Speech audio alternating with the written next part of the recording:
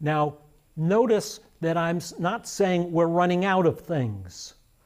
This is not about scarcity per se. There's a lot more things left on the planet, but they're going to get a lot harder and more difficult to extract. For example, if we're talking about oil, now we have to distinguish between conventional oil and unconventional oil.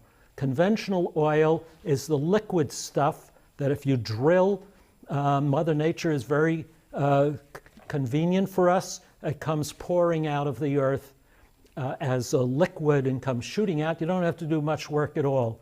That's the good stuff. That's mostly gone now. There's a lot of unconventional oil. This is solid rock, shale rock, or tar sands. That's thick muck, bitumen mixed with sand and mud and clay. It has to be gouged out of the earth as if you're mining for it. Now, there's a lot of this stuff left on the planet, but getting it out is not going to be easy. It's going to be exceedingly costly to do this. When you start looking at the environmental consequences of relying on this material, you start getting a sense of exactly what I mean by a new planet. Take tar sands. To produce tar sands, you have to use a tremendous amount of energy. All forms of energy extraction produce carbon dioxide, but tar sands production, multiply that by 10. So naturally, the carbon dioxide emissions are much greater.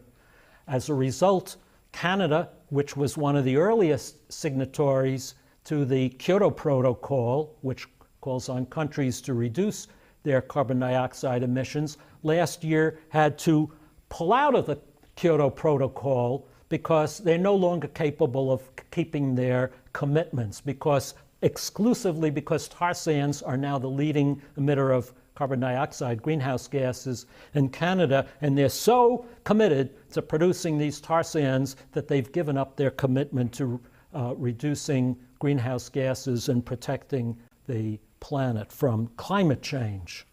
And the same thing is true of all of these tough oil, tough gas, tough coal processes. They all are more expensive, they're hotter, and they're more environmentally destructive.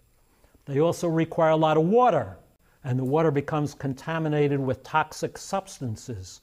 And the water that's left over can't be put back into the river from the Athabasca River because it would poison it with carcinogenic toxins. So they put it in giant lakes, which are the size of Manhattan. You could see them from space.